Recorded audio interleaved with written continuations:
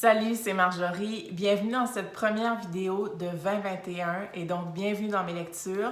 Aujourd'hui, je vous parle d'un roman coup de cœur, Le jour se lèvera, écrit par Gabriel Osson aux éditions David.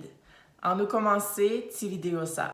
C'est ma deuxième lecture de roman ou d'ouvrage de Gabriel Osson et c'est mon deuxième coup de cœur. C'est donc un 2 sur 2, un 100%. C'est une écriture, je pense, qui me rejoint vraiment. Alors, dans Le jour se lèvera, on est dans... Je viens de voir Timimi passer. Dans Le jour se lèvera, on se replace à l'époque de la dictature de Papa Doc en Haïti, donc dans les années 60. Un petit rappel historique avant de rentrer dans le vif du sujet. Donc, on se rappelle qu'en 57, François Duvalier fait un coup d'État qui réussit en Haïti et donc il devient président de la République. On l'appelle Papa Doc parce qu'il est médecin et il s'impose un peu comme une figure paternelle par rapport au peuple. En 58, il va mettre sur pied une police, non, c'est pas une police, des agents paramilitaires qui sont appelés Tonton Macoute et en fait qui sont les sbires du pouvoir et qui vont semer la terreur un peu partout dans le pays. C'est donc dans ce contexte-là qu'au début des années 60, on fait la rencontre d'Henri, un jeune qui est à la mi-vingtaine, originaire d'Haïti, qui a quitté le pays pour aller étudier en Europe et ensuite se rendre aux États-Unis chez un oncle et une tante. Et il va être en contact avec des militants, des activistes qui vont vouloir retourner au pays pour libérer le pays de la dictature et puis ramener finalement la liberté au peuple haïtien. Henri, en fait, il est aux études universitaires et il est voué à un bel avenir en tant que jeune homme éduqué et talentueux. Mais dans son parcours, à la fin de ses études, en fait, au moment des vacances estivales, il va se liguer avec d'autres jeunes. Ça va de la vingtaine à le plus vieux à peu près 40 ans. C'est vraiment des jeunes qui ont soif de liberté pour leur pays, pour leur peuple. Ils ont, à des niveaux différents, subi la dictature, soit parce que leur papa a été enlevé ou torturé ou même tué. Et ils ont soif de liberté, ils ont soif d'un avenir meilleur. Et donc, ils sont prêts à sacrifier beaucoup pour en arriver là. Et donc, on assiste vraiment à la naissance de jeunes révolutionnaires.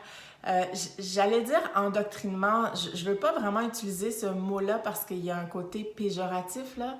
Ça n'a rien de sectaire, mais c'est vraiment une philosophie. Évidemment, ils vont s'inspirer des grands libérateurs de l'époque, ils vont s'inspirer du Che et ils vont... disons, se motiver les uns les autres et c'est quelque chose qui est pris très au sérieux. On va voir comment il y a différentes cellules qui opèrent, mais de manière complètement, pas indépendante, mais de manière, disons, sans qu'il y ait de lien les unes entre les autres, sinon au niveau supérieur, mais c'est-à-dire que si un groupe, une cellule était capturée, même sous la pire torture, elle ne serait pas en mesure de donner des renseignements sur les autres cellules et comme ça évite de mettre le mouvement en péril. Et c'est ça, on est vraiment aux premières loges de l'entraînement. Ils vont faire un camp d'entraînement des arts martiaux, l'art de la guérilla. Ils vont vraiment se former autant intellectuellement que physiquement. Tout ça se passe aux États-Unis. Donc, ils vont partir de la Floride pour se rendre en Haïti. Déjà là, le périple, le voyage est périlleux parce que, dans le fond, c'est une embarcation illégale et les côtes haïtiennes sont surveillées parce qu'évidemment, le dictateur a ses propres délateurs et tout à travers le pays. C'est ça qu'il a mis en place avec les tontons Macoute. Et il a des yeux et des oreilles partout et il fait absolument tout ce qui est nécessaire pour protéger son royaume. Je vous en dirai pas plus au niveau du groupe et de ses aventures, sinon que, comme je le disais, on est vraiment aux premières loges. Ça se lit comme un récit d'aventure, mais en même temps, c'est tiré de faits réels. C'est peut-être ça que j'aurais dû vous mentionner depuis le début, parce qu'en fait, il y a un groupe de jeunes progressistes révolutionnaires qui ont tenté le renversement de la dictature et le roman de Ausson est inspiré directement de ça. Il y a énormément de travail de recherche et d'histoire qui a été fait pour écrire ce roman-là. Ça dit, cette histoire nous fait revivre la courageuse aventure de 13 jeunes Haïtiens qui tentèrent au cours de l'été 64 de renverser Papa Doc. Inspiré de faits réels, ce roman sort finalement ses héros de l'oubli. Et c'est peut-être pour ça que ça m'a tellement captivée.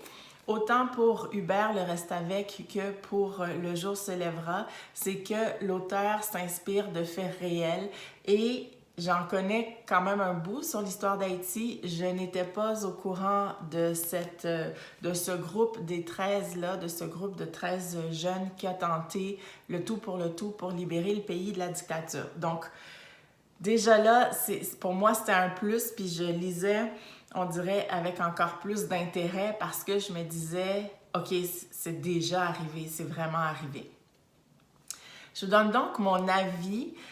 En fait, même si je sais, parce que là, on est à l'été 64, donc même si je sais qu'à l'été 64, le pouvoir dictatorial de Papa Doc en Haïti n'a pas été renversé, même si je sais que, en fait, c'est pas longtemps après qu'il s'est déclaré, qu'il s'est autoproclamé président à vie et qui a comme confirmé son règne. Et je sais aussi qu'en 71, à son décès, c'est son fils Bébé Doc qui a pris la succession. Donc, je sais que la dictature de la famille Duvalier ne s'est pas arrêtée en 64, mais je lisais le livre avec tellement d'intérêt et je croisais les doigts pour que l'expédition des 13 jeunes réussisse.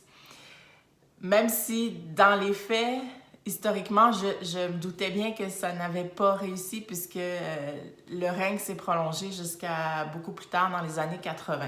Pourtant, je lisais avec l'espoir vraiment d'un dénouement heureux, d'un dénouement victorieux pour ces jeunes révolutionnaires-là. Et j'avais vraiment développé un attachement pour eux, j'avais développé une solidarité pour leur cause et parce qu'on apprend, au fur et à mesure, on apprend à les connaître, oui, en tant que militants, en tant que révolutionnaires, mais aussi au niveau personnel. Donc, en tant que jeunes, avec leurs aspirations, leurs espoirs, parce que eux, dans leur tête, ils vont réussir ce renversement de pouvoir-là. Ils vont pas prendre le pouvoir par la suite. Ils avaient vraiment l'intention de laisser le pouvoir à des gens qui seraient comme démocratiquement élus, mais ils voulaient vraiment briser le cercle infernal de la dictature.